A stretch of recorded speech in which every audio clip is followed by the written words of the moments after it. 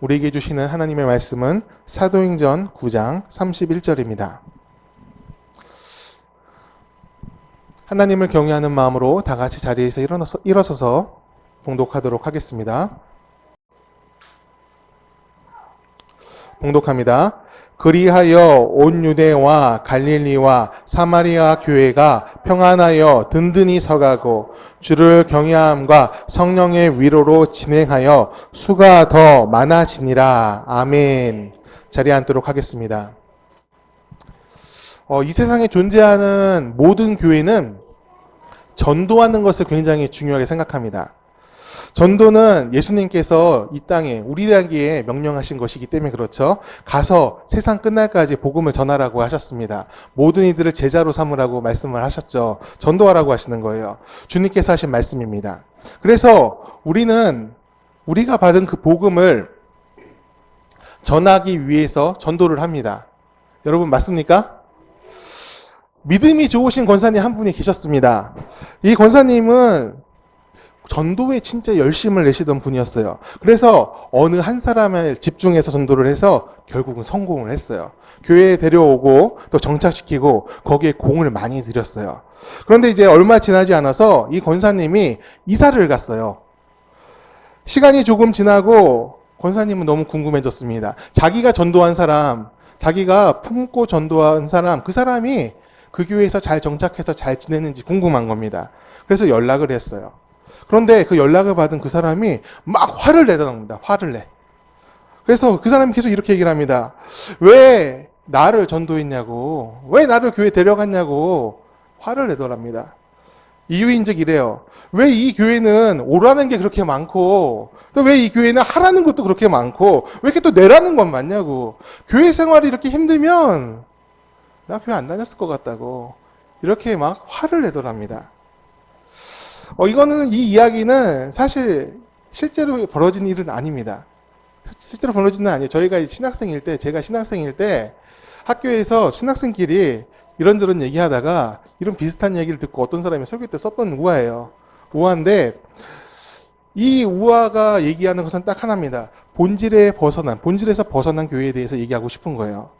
사람이 종교를 찾는 것은 필요하기 때문에 찾습니다. 그냥 한번 가보자 이런 경우도 있지만 대부분 내가 필요하기 때문에 종교를 찾아요. 종교 때문에 그 삶이 더 망가진다면, 피폐해진다면, 관계가 단절되고 있다면 그 나아가는 방향에 대해서 한번 생각해 볼 필요가 있어요. 아까 그 우화에서 나왔던 사람이 왜 화를 냈겠습니까? 좋지 않은 거예요. 믿음을 가졌더니 내가 더 안 좋아졌다 이렇게 생각하니까 화를 내는 겁니다. 남폭교회를 담임하셨던 박영선 목사님이란 분이 계세요. 그분이 건강한 교회를 알아보는 법에 대해서 얘기하신 적이 있습니다. 건강한 교회는 그 교회 사람들이 웃고 있느냐 보면 된다고. 그 교회에 웃음이 있는지 그걸 보면 그 교회가 건강한지 건강하지 않은지 그것을 알 수 있다고 그래요. 모든 교회는요 오라고 얘기해요. 모든 교회는 또 내라고 얘기합니다. 또 모든 교회는 함께 하자고 항상 얘기하겠죠. 근데 그게 웃음으로 끝나는 게 아니라 고통과 괴로움으로 끝난다면 한번 생각해 볼 필요가 있어요. 우리 교회는 제대로 방향을 잡고 나가고 있는가? 열심을 강조하고 전도를 강조하는 건 맞는데 그게 점점 무서워지는 거예요. 기쁜 게 아니라 두려워지고 부담이 되고 괴로워집니다. 규칙이 되어서 사람을 이렇게 옥죄고 있으면 잘못된 방향으로 가고 있는 것일 수도 있습니다. 여러분, 복음이 무엇입니까? 복음은 사람을 행복하게 하는 겁니다. 죄로부터, 속박으로부터, 우울과 공포로부터 해방을 주는 것이 바로 복음입니다. 자유롭게 하는 거예요. 복음을 전하는 교회라면 즐거움과 기쁨이 가득해야 합니다. 삶에 지친 이들이 교회에 오면 위로를 얻고 힘을 얻어 다시금 세상에서 살 수 있도록 하는 것, 그것이 바로 교회의 역할입니다. 사도행전을 쓴 기자는 교회가 어떻게 성장해야 되는가, 그것에 대해서 오늘 본문을 주고 있어요. 사도행전 9장 31절 다시 한번 읽겠습니다. 그리하여 온 유대와 갈릴리와 사마리아 교회가 평안하여 든든히 서가고 주를 경외함과 성령의 위로로 진행하여 수가 더 많아지니라. 아멘. 은혜가 임한 곳에 사람이 모입니다. 왜 모입니까? 성령의 위로를 받기 위해서 사람들이 그곳에 모이는 거예요. 세상으로부터 상처받고 소외받고 버림받은 이들이 하나님과의 만남을 회복합니다. 그것을 경험하는 곳이 바로 교회입니다. 우리는 교회를 사랑하라는 말을 굉장히 많이 듣고 자랐어요. 그렇죠? 저도 그렇고 여러분도 그렇고 전부 다 어릴 때부터 교회를 사랑해야 된다. 그 얘기를 많이 듣고 자랐습니다. 교회를 사랑하는 것이 곧 하나님을 사랑하는 것과 다르지 않기 때문에 그렇습니다. 교회는 하나님의 몸입니다. 그런데 교회가 무엇인지 아는 것도 사실 굉장히 중요해요.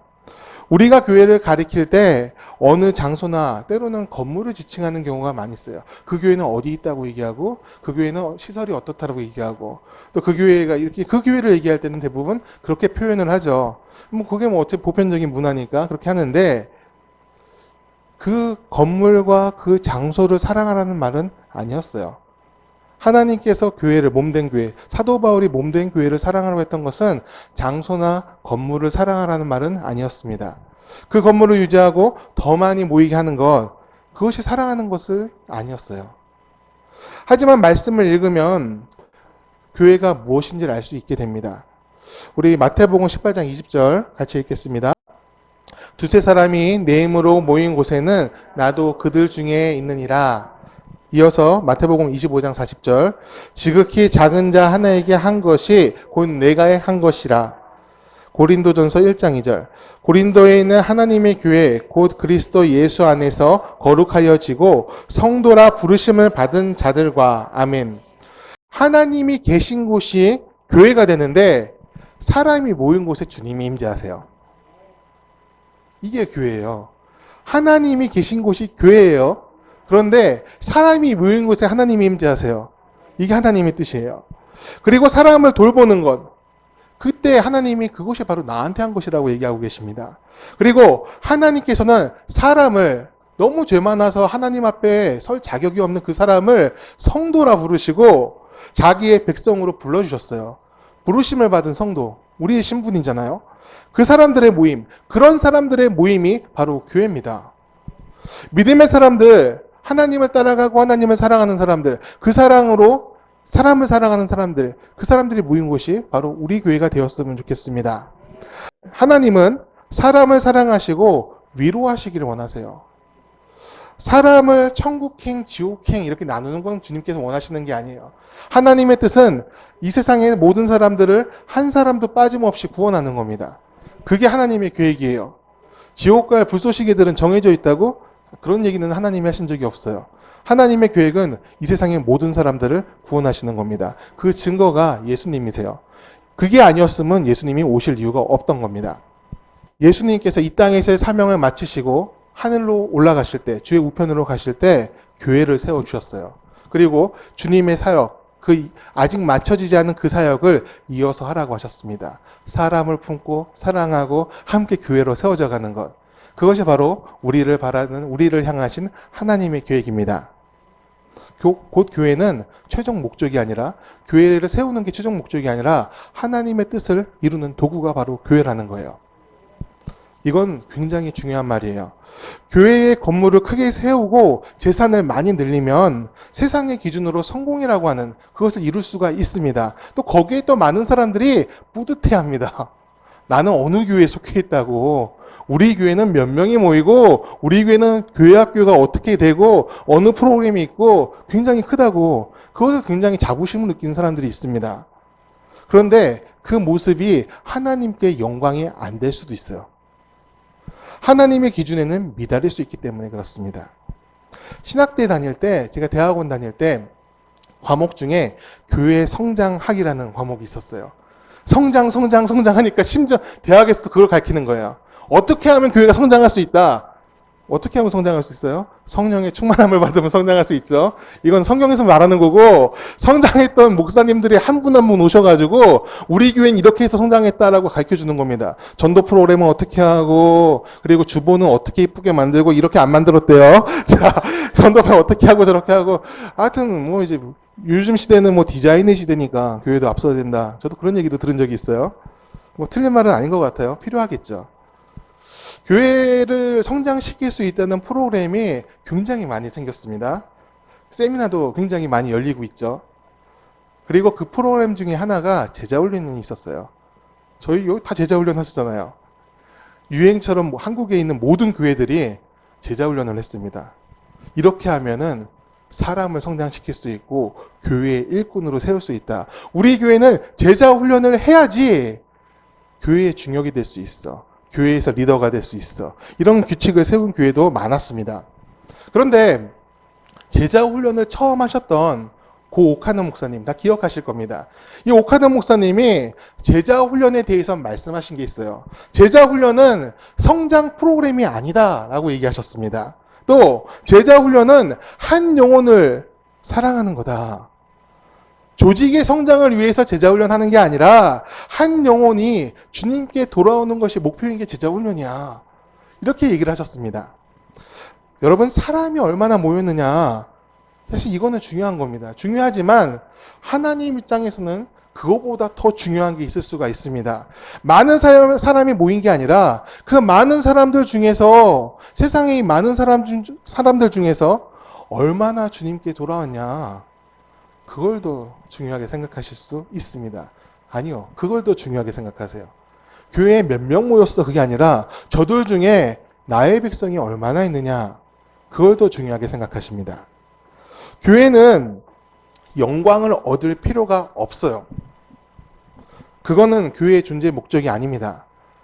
교회가 세상으로부터 찬사를 듣고 또 교회가 여러 가지 일을 통해서 그 이름을 높아지는 거, 그거는 우리가 얻을 게 아니에요. 교회는 하나님께 영광을 돌리면 되는 겁니다.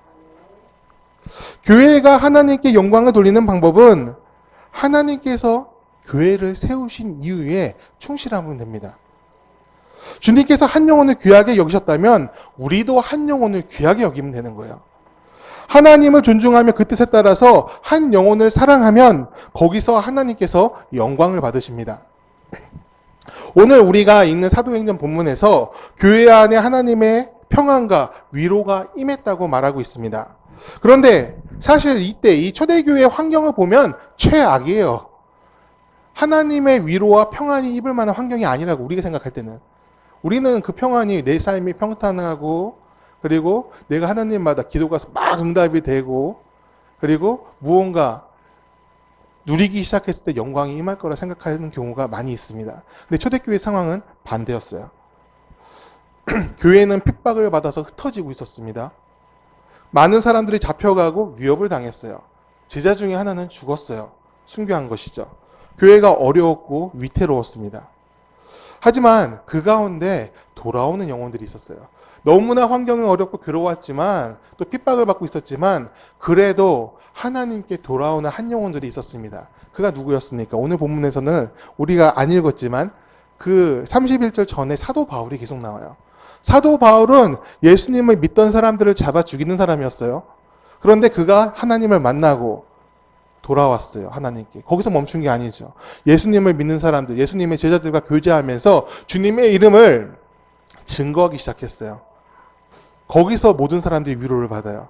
아, 우리가 너무나 괴로운 상황에 있지만, 지금 현실이 너무나 암담하지만 그래도 하나님께서는 지금도 역사하고 계시는구나. 저 사람을 변화시켜서 주의 사람으로 세우셨다니, 거기서 위로와 평안을 얻습니다. 하나님께서 역사하시는 것을 본 것이죠. 여전히 주님께서 살아서 역사하시고 우리를 지키시고 보호하고 계시는구나. 하나님의 역사는 지금도 진행형이구나. 그것을 체험한 것입니다. 이전에는 원수였어도 하나님 안에 계시니까, 사도 바울이 하나님 안에 들어오니까 그 원수였던 것은 사라졌습니다. 하나가 되었고 그 삶을 서로 돌보는 관계가 되었어요. 이것이 은혜였던 거예요. 세상에서는 원수는요, 친구가 될 수 없습니다. 전략적인 지원할 수 있을 것 같아요. 원수는 나의 친구라고 그러죠. 이 말이 뭐냐면 기브 앤 테이크라는 거예요. 나의 이익에 따라서 그 관계가 맺고 끊어진다는 겁니다. 그런데 하나님을 믿는 사람들의 관계는 다릅니다. 주님 때문에 맺어진 거예요. 그러다 보니까 하나님만 계시면 나머지 다 덮을 수 있다는 겁니다. 빈부의 차이도 분명히 있었을 겁니다. 성격의 차이도 있었을 겁니다. 또 신앙의 차이도 있었을 거예요. 나는 이런 게 좋고 넌 저런 게 좋고 분명히 있었을 겁니다. 하지만 하나님이 그 안에 계시니까 그들은 성령을 통해서 위로와 평안을 얻었습니다. 이 말은 하나가 되었다는 뜻입니다. 오늘 그 은혜가 우리 교회에도, 우리 더 교회 위에도 강력하게 임하기를 축원합니다. 복음을 품은 자들이 얻는 것은 예수님을 따라가는 즐거움입니다.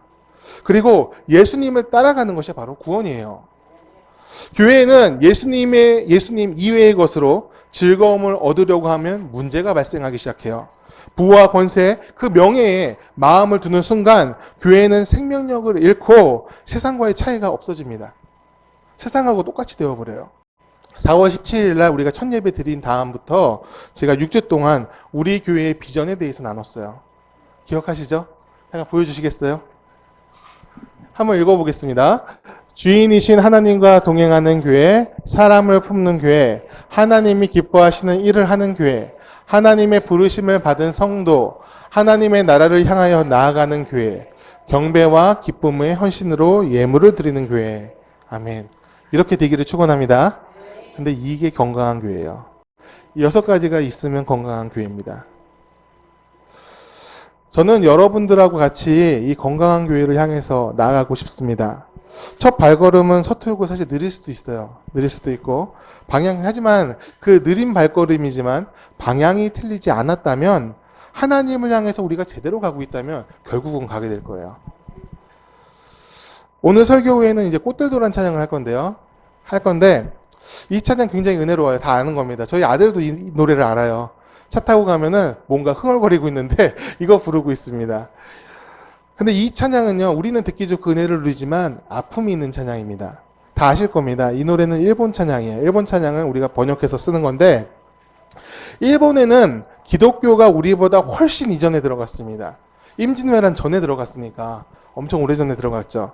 많은 사람들이 예수님을 믿었습니다. 일본 사람들이 많이 믿었어요. 그리고 주님께 돌아왔습니다. 그런데 에도 시대에 큰 박해가 일어났습니다.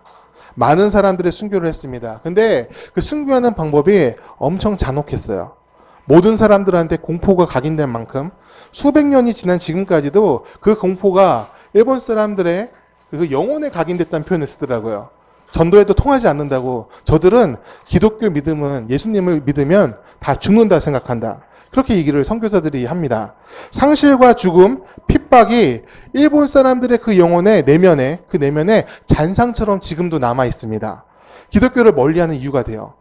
기독교를 믿으면, 예수님을 믿으면 망한다라고 생각하고 있어요. 근데 그 가운데서도 사실 믿는 사람들이 아직도 있어요. 명맥을 유지하고 또 하나님께 돌아오는 사람들이 있습니다. 사실 일본의 기독교 인구는 1%가 안 됩니다. 0.7% 정도 얘기하더라고요. 그런데 그 어려운 현실 가운데서도 그 믿음을 지키는 사람들, 그 사람들은 신실한 사람으로 일본 사회에서 인정받아요. 기독교인이라고? 그러면 깜짝 놀라면서, 왜냐면 말은 안 하지만 또 잘은 모르지만 그거 믿으면 큰일 난다고 다들 그러거든요. 그런데 네가 기독교인이라고? 그러면 신실한 사람으로 인정을 받아요. 믿음을 지키기 위해서 모든 것을 걸었다라고 생각을 하는 것 같아요. 그래서 그런지 일본에서는 믿는 사람들 중에서, 교회 다니는 사람들, 예수님을 믿는 사람들 중에서 신실한 사람들이 그렇게 많다고 그래요. 큰 교회를 정의할 때 어떤 이들은 교인의 숫자와 재정, 또 사회적 지위가 높은 사람들, 국회의원 뭐 이런 사람들 있잖아요. 그런 사람들이 많이 다니는 교회가 영향력이 있는 교회라고 그렇게 얘기하는 것을 들은 적이 있습니다. 그리고 그런 교회가 크다고 얘기하죠. 큰 역할을 한다고 얘기를 하죠. 그런데 하나님도 그러실까요? 주님의 기준은 우리와 이 세상과 매우 다릅니다. 하나님은 자신을 위해 모든 것을 건 사람들을 크다고 하십니다. 그런 사람들이 모인 교회, 하나님을 위해서 모든 것을 건 사람들이 모인 교회가 큰 교회인 줄 믿습니다. 여러분, 우리는 하나님을 위해서 무엇을 걸고 계십니까? 하나님을 위해서 우리는 모든 것을 걸고 계십니까? 사실 이 모든 것을 건다는 말, 이게 어렵게 느껴질 수가 있어요. 그런데 예수님을 바라보면은 사실 어려운 것도 아닙니다. 왜냐면 예수님은 이미 우리한테 모든 것을 거셨기 때문에 그래요. 신앙생활에 있어 99% 믿는다는 말은 없습니다. 나는 이 정도만 믿을 거야. 그게 아니에요. 예수님이 믿는다는 말은 예수님이 나의 주인 되신다는 거예요.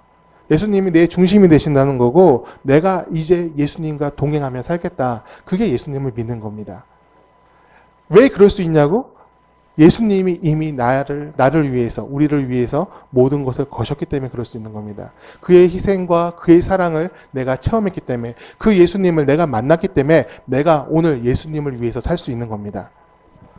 주님의 부활조차도 사실 주님을 위해서 이루어진 게 아니에요. 영광을 주님이 얻으신 것 같지만 그렇지가 않습니다. 부활의 첫 열매가 되셔서 우리더러 따라오라고 얘기하시는 거예요. 내가 누린 그 부활의 영광을 너희도 누리게 하겠다. 주님의 약속이지 않습니까?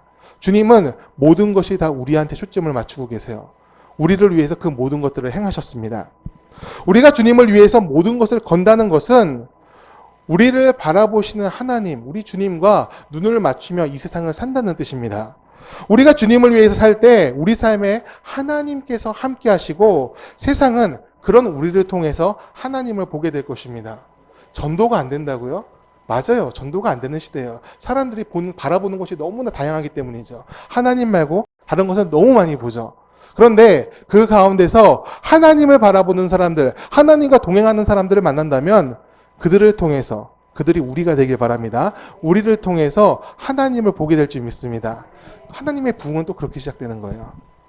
우리가 그 부흥에 동참하는 교회가 되기를 원합니다. 하나님의 백성들, 성도가 되기를 원합니다. 이제 찬양하고 같이 기도할 텐데요.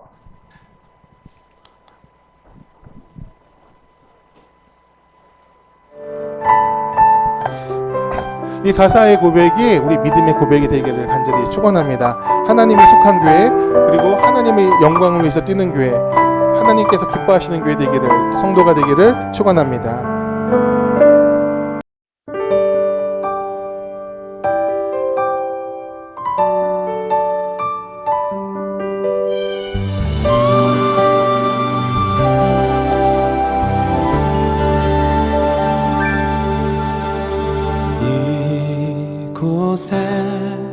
생명샘 솟아나 눈물 골짝 지나갈 때에 머잖아 열매 맺히고 웃음소리 넘쳐나리라.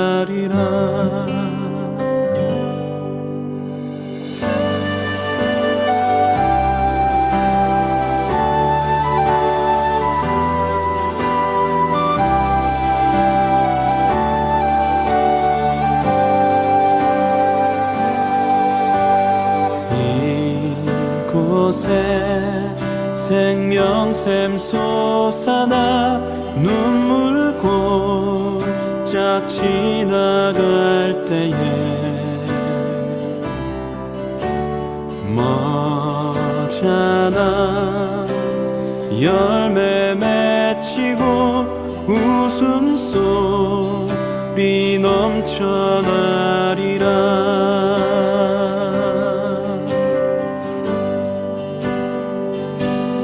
꽃들도 구름도 바람도 넓은 바다도 찬양하라 찬양하라 예수를.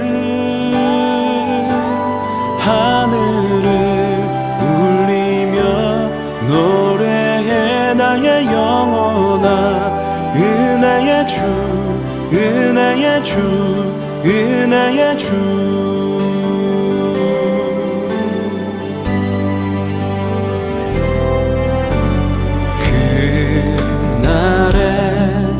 하늘이 열리고 모든 이가 보게 되리라. 마침내 꽃들이 피고 영광의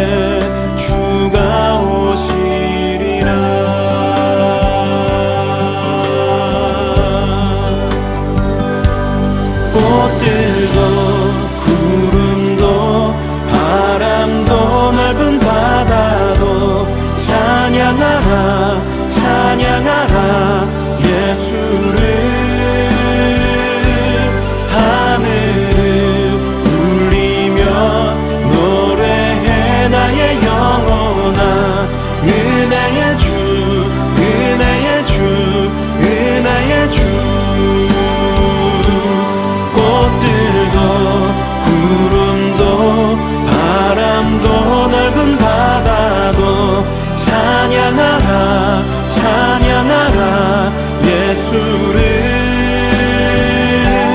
하늘을 울리며 노래해 나의 영혼아 은혜의 주 은혜의 주 은혜의 주 꽃들도 구름도 바람도 넓은 바다도 찬양하라 찬양하라 예수를 하늘을 울리며 노래해 나의 영혼아 은혜의 주 은혜의 주 은혜의 주 꽃들도 구름도 바람도 넓은 바다도 찬양하라 찬양하라 예수를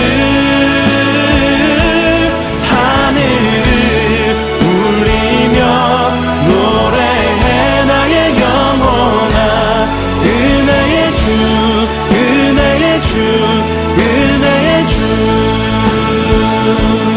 꽃들도 구름도 바람도 넓은 바다도 찬양하라 찬양하라 예수를 하늘을 울리며 노래해 나의 영혼아 은혜의 주 은혜의 주 은혜의 주 은혜의 주 은혜의 주 은혜의 주 은혜의 주 은혜의 주 yeah.